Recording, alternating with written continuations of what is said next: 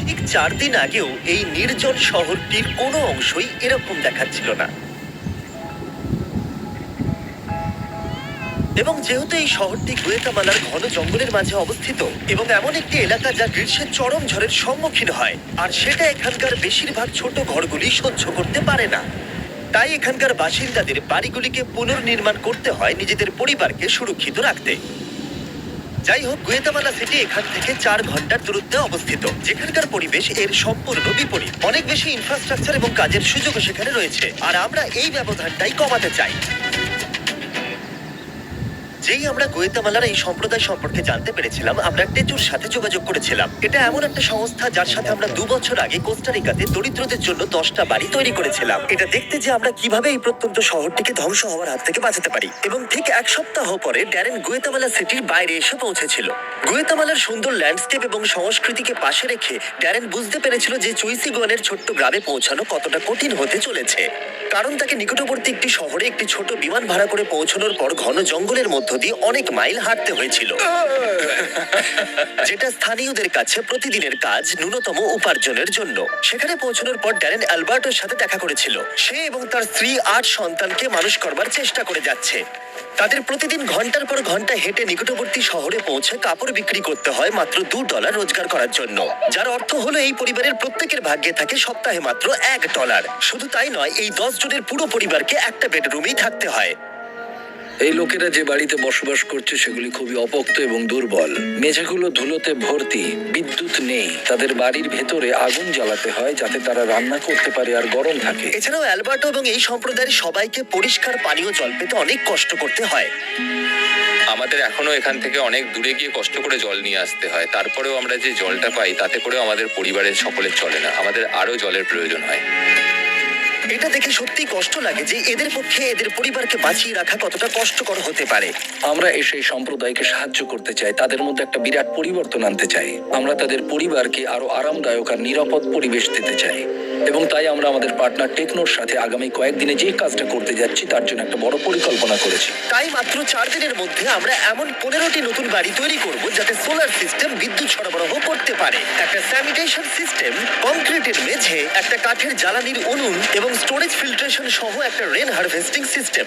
টেচুতে প্রায় 1.5 মিলিয়ন স্বেচ্ছাসেবক রয়েছে যারা এই সংস্থার হয়ে অনবরত কাজ করে যাচ্ছে, আর এই কাজগুলো এদের জীবনে পরিবর্তন আনতে পারে, তাদের ঐতিহ্যের সাথে সম্পর্ক স্থাপন করে এবং এই ছোট সম্প্রদায়গুলিকে সমর্থন করে। আর ওরা এভাবেই সমাজের 2 শ্রেণীর মধ্যে ব্যবধান কমাতে চাইছে।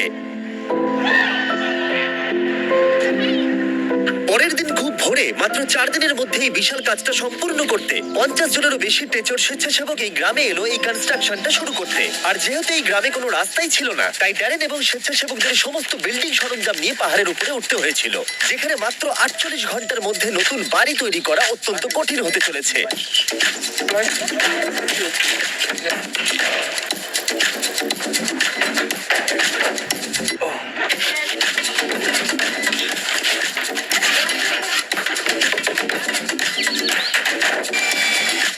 দুদিন পরে ঘরের কাঠামোগুলো শেষ করাই সম্ভব হয়েছে। যাই হোক, মাত্র 48 ঘন্টার বাকি আছে।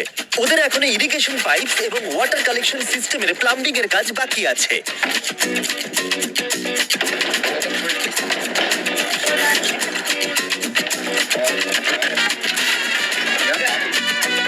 এখন থেকে এরা এখানে প্রচুর জল জমা করতে সক্ষম হবে এবং সেই জল তারা ব্যবহারও করবে বৃষ্টি যদি নাও হয়। এটা এদের জন্য একটা বিশাল ব্যাপার।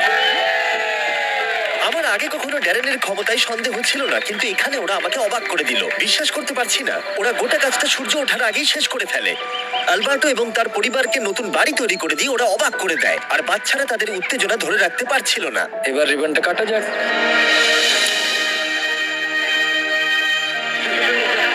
আপনারা দেখতেই পাচ্ছেন যে এই সম্প্রদায় কতটা এক্সাইটেড ছিল।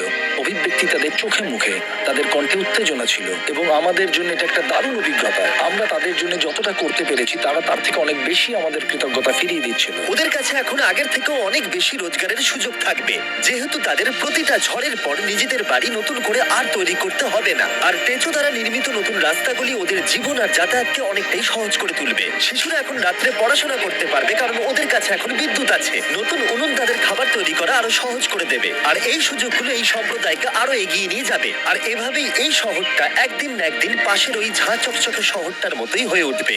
আর তাই এখন অ্যালবার্টো এবং তার পরিবারকে আগের মতো আর কষ্ট করতে হবে না।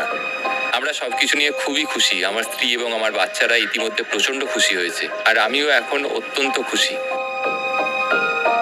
এছাড়াও এই সম্প্রদায়ের জন্য আমাদের কাছে আরো একটা সারপ্রাইজ আছে, কিন্তু সেটা দেখানোর আগে আমি তোমাদের এই ভিডিওর স্পন্সর সম্পর্কে বলবো। ড্রাগন সিটি এই প্রজেক্টটাকে স্পন্সর করার পাশাপাশি ড্রাগন সিটি একটা ফিলান্থ্রপি উইক চ্যালেঞ্জকে হোস্ট করছে। গেমের মধ্যে জানুয়ারি 21 থেকে 28 তারিখ অব্দি উইনাররা পয়েন্ট আর্ন করে ব্রিড করাতে পারবে একটা ইলেকট্রিক প্যারেন্ট আর একটা ফ্লেম প্যারেন্ট ড্রাগন। আর গ্লোবালি প্রতি 50,000 পয়েন্ট আর্ন করলে ড্রাগন সিটি ডোনেট করবে $100 টেচো.us কে, যাতে তারা ল্যাটিন আমেরিকায় অনেক নতুন বাড়ি বানাতে পারে। আর ওদের টোটাল ডোনেশন গোল হলো $20,000। এছাড়া একটি কাস্টম মিস্টার বিস্ট রানার আইল্যান্ড শুরু হচ্ছে 24শে জানুয়ারি থেকে, যেখানে তোমরা ইন গেম অফারে সমস্ত মিস্টার বিস্ট ড্রাগন পাবে। কিন্তু যদি তোমাদের আমার ড্রাগন পছন্দ না হয়, ওখানে অনেক ড্রাগন আছে, বেছে নিতে পারবে। কিন্তু চিন্তা করুন না, সাবস্ক্রাইব করলে আমি একটু বিরক্ত হব না। ডেসক্রিপশনে দেওয়া লিংকে ক্লিক করো অথবা এই কিউআর কোডটা স্ক্যান করে ড্রাগন সিটি ডাউনলোড করুন। একটা স্পেশাল স্টার্টার প্যাক পেতে যাতে আছে 15,000 ফুড, 30,000 গোল্ড, 10টা জেম আর বিস্ট ফিলান্থ্রপি উইক জয়েন করা একজন ড্রাগন মাস্টার হিসেবে। শুধু 15টা বাড়ি তৈরি নয়, তার পাশাপাশি আমরা একটা কমিউনিটি সেন্টার তৈরি করেছি, যাতে রয়েছে স্কুলের জন্য অনেকগুলো ক্লাসরুম, যেখানে বর্তমানে রয়েছে মাত্র 2টো ক্লাসরুম। মহিলারা এখানে নতুন স্কিল শেখার জন্য ট্রেনিং আর ওয়ার্কশপেরও সুযোগ পাবে, যাতে তারা নতুন জব খুঁজে পেতে পারে। এই গ্রামের লোকেরা শুধু ঘরগুলোই খুলেছে তাই নয়, তাদের হৃদয়গুলোও খুলে দিয়েছে এবং তাদের সম্প্রদায়কেও আমাদের সামনে খুলে দিয়েছে, এবং আমরা সেটা অনুভব করতে পারছি। এই ভিডিওগুলোতে আপনাদের সাপোর্টই আমার কাছে সবকিছু। আশা করবো আপনাদের ভালো লেগেছে। আপনারা যত এই ভিডিওগুলো দেখবেন, আমরা তত ওদেরকে সাহায্য করতে পারবো। কিন্তু আপনাদের আঙুলও সাহায্য করতে পারে। সাবস্ক্রাইব বাটনটা টিপে, তাই এক্ষুনি টিপে দিন। তারপর আমাদের কমেন্টে জানান, আর রেগে যান তার উপরে যে সাবস্ক্রাইব করছে না। রাগ করুন কিন্তু সুন্দরভাবে, কারণ আমরা পজিটিভিটি চাই। কিন্তু রাগ করুন প্লিজ, যাতে ওরা সাবস্ক্রাইব করে দেয়। বাই। অ্যানার সুন্দর স্মৃতির উদ্দেশ্যে পাশে থাকার জন্য তোমাকে অনেক ধন্যবাদ।